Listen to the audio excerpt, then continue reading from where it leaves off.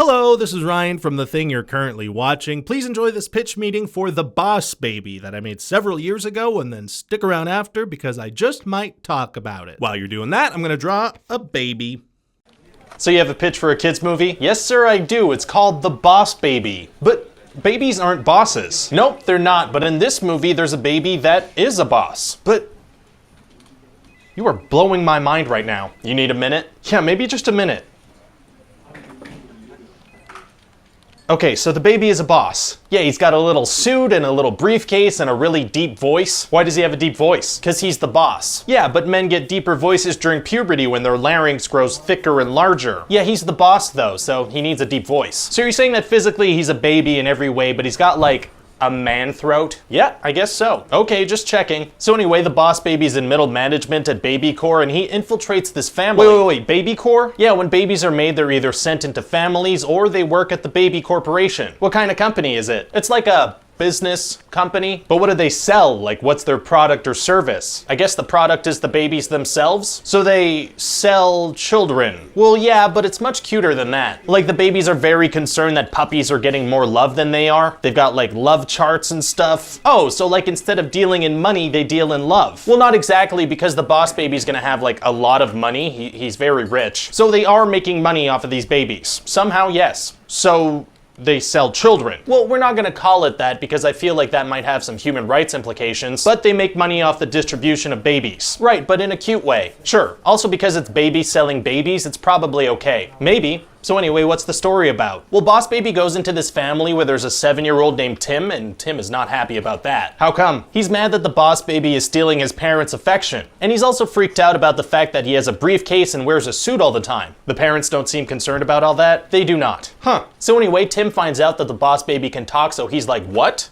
And then we're gonna have a bunch of business jokes. Nice. Yeah, you know how kids these days respond really well to business jokes? Do you have an example of a funny scene? Well, for example, we'll have Tim spy on the Boss Baby as he's trying to run a meeting with other babies. Oh, Boss Baby meets with other babies? Yeah, but it doesn't go well for him. How come? Well, he's meeting with a bunch of babies, so they're all super incompetent. But he's a baby. Yeah, but these babies won't have any of his skills for some reason. Oh. Anyway, we find out that the puppies getting too much love thing is a serious problem for the baby business. Oh no. Yeah, and apparently a company called Puppy Co. that Tim's parents work for are launching a new type of dog in Las Vegas. They're launching a new type of dog? Exactly. What does that even mean? Like they made a new dog and they're having a product launch. That doesn't make any sense. Oh, I know. Why do you sound so proud about that? Because at the end of the film, we're gonna reveal that this whole movie was just Tim telling his daughter his super imaginative recollection of how his baby brother came into the family. Oh, so nothing in the movie actually has to make sense. Exactly, so I basically gave myself a free pass to write literally anything I wanted. Amazing. Yeah, so the script is gonna contradict itself, it's gonna have world building that falls apart if you think about it even a little bit. Wow. And it's gonna be very unclear what's real and what's not. And it's all okay. It's all okay because it's not real and nothing matters. That's very smart, right? Either that or very lazy. No, it's very smart. Okay. Anyway, so Boss Baby and Tim start working together. Because if they find some info on the new puppy, Boss Baby can finish his job and leave the family. So what do? Well, they go to this Bring Your Kids to Work Day at Puppy Co. But then they discover that the CEO wants to use this formula that keeps Boss Baby a baby to create a forever puppy to boost sales and put the babies out of business. None of that makes much sense at all. Nope, doesn't have to. What would happen if the babies got put out of business? Like there'd be no more babies? I guess. Humans would just love puppies so much that they wouldn't want to have babies anymore. Essentially, yeah, the human race would come to an end because now there are puppies that don't age. That's what we're going with. All right. Anyway, so the bad guy kidnaps Tim's parents and brings them to Vegas. So you know Tim and Boss Baby have to find a way there too. Is that gonna be hard for them to do? No, it's gonna be super easy, barely an inconvenience. How so? Well, they pretend to be an Elvis impersonator, so the Elvis impersonator working at the airport just lets them in. Why is there an Elvis working at the... Doesn't have to make sense. Right, I keep trying to make sense of the stuff you're saying. You gotta stop doing that. Yeah, I'll try. Anyway, so they manage to stop the bad guy before he can launch all the forever puppies. And so he falls into a vat of formula and turns into a baby himself. That is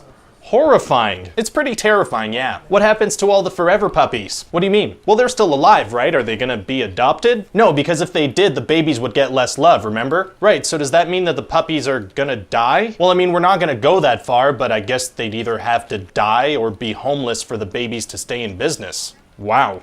Yeah. But anyway, nothing matters. Exactly, nothing makes sense and nothing matters. So it's all good, all good. So what do you think? Well, I think people will enjoy it despite its flaws, so What the hell, let's make it. Great, I mean, we shouldn't expect any Oscar nominations on a project like this, but it'll be a fun little movie. There you go, that's what I looked like as a baby. Cute as a button, and I loved to drink blood. So my pitch meeting for the Oscar-nominated movie The Boss Baby was the 12th pitch meeting I ever made. And I will say this was kind of a weird one to make because this is one of those movies where the whole movie is a story being told to somebody else. That kind of setup for a movie usually puts me out of business because it does a good job of covering things that don't make sense. You could be like, oh no, that's just how that person imagines it. That's what you can say, and you can say it in that voice if you like. I didn't do a pitch meeting for 300 for a long time for the same reason. That whole movie is a story that a character is telling to some soldiers to hype them up for a battle, and that's why things are so over the top and exaggerated. Don't know why that guy decided to keep in the part of the creeper doing it to Leonidas' wife. That probably could have left that out. So anyway, I think the only way I was able to make a pitch meeting for The Boss Baby was to reference that fact. I don't like that I called it lazy. It's just a different form of storytelling, although a bit more logical consistency would have been nice. Writing's not an easy thing to do unless you're using ChatGPT, which, hey, studios, don't be doing that. Also, I don't know why in some earlier pitch meetings I was like, hey, maybe writer guy wears a different brown jacket sometimes. Why? Why? All right, it's rewrite Google docking time. I tell you, movie magic is getting out of control. I'm in a circle in front of a Google document. It's mind-blowing, really. It's going too far. So this is my original script for The Boss Baby. So what jumps out to me right off the bat is this long section that I'm highlighting in blue that is all about the fact that, hey, this company sells babies. And that's kind of weird. This is really long, but I also kind of like how it just keeps coming back to writer guy needing to admit that, yeah, okay, this company sells children. So although I would probably trim this down if I were writing it today, I don't hate it, but I do think there's like an alternate angle to this that I could have approached it by, and maybe I would have done this more today. Instead of having producer guy try to wrap his head around it, I think I would have him like understand it right away, but in the messed up way, and be happy about it, and then have the writer guy try to backpedal and be like, wait, no.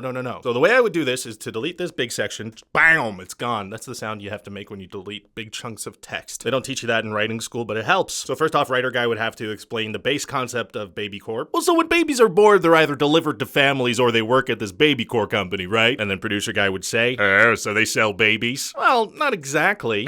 Human trafficking is tight. Whoa, no. Oh, they don't sell babies? Well, no. Yeah, they kinda do. Selling babies is tight. Okay, let's just move past this. And since this new human trafficking joke takes place in like the first minute, it's something I can make references to later in the script. Instead of producer guy calling the company by its actual name, I would have him say, so what does the human trafficking company do next? Callbacks.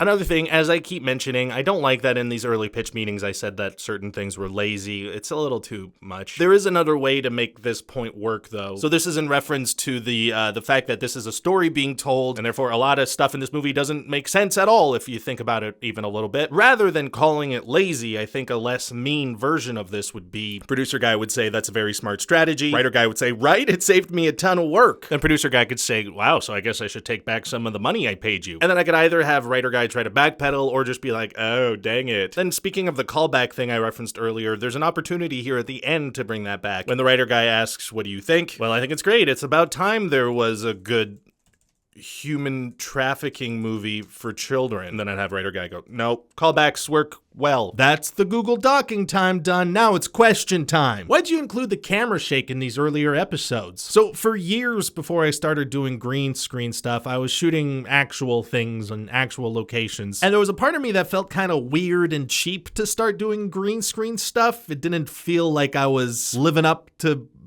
filmmakers that I don't know, it felt weird. So in early videos, I would try to overcompensate a little bit to add some production value, despite the fact that I was just shooting on a green screen. So I would always add the weird camera shake that I found out later I wasn't using properly. And on a lot of my videos, I would also add lens flares, as if that was like, I didn't think people would be fooled, but I figured they would be like, oh, he put in some effort. I just came to realize nobody really cares about that stuff, and in fact, it can be pretty distracting. Question, at any given time, how many of your projects are in the in-progress stage? The answer up until very recently was always just one. I just like to focus on one idea and bang it out from A to Z till it's banged out from A to Z. But now, right now, as I'm preparing for the upcoming birth of my daughter, I'm trying to stockpile videos because that's a thing when you're a YouTuber. You gotta work harder before the baby comes if you want to give yourself any time off when your baby arrives. I'm very tired right now. But luckily, I'm gonna get a lot of sleep when the baby arrives, so I'm not too worried about that. Hey, future Ryan here, cutting in with a little correction. Since recording that, my daughter was born and I was wrong. I was wrong. Hey Ryan, I have the same condition. Can you tell me your favorite brand of chocolate? This is in reference to a couple of videos ago when I explained that my condition where I enjoy eating chocolate and therefore have put on a few pounds over the years. Cadbury's my go-to. Anything by Cadbury. They do something special to their chocolates. I don't know what it is. They taste different and they're good. They're good. Many kind words. Kind words, kind words, kind words, kind words. More kind words and some more kind words. Kindly wordling words to your kind words while kindling wordy words for the kindest wording. Thank you, many wind chords. That was nice. Okay, thanks for watching. Leave your questions down below, please. Thank you. Bye.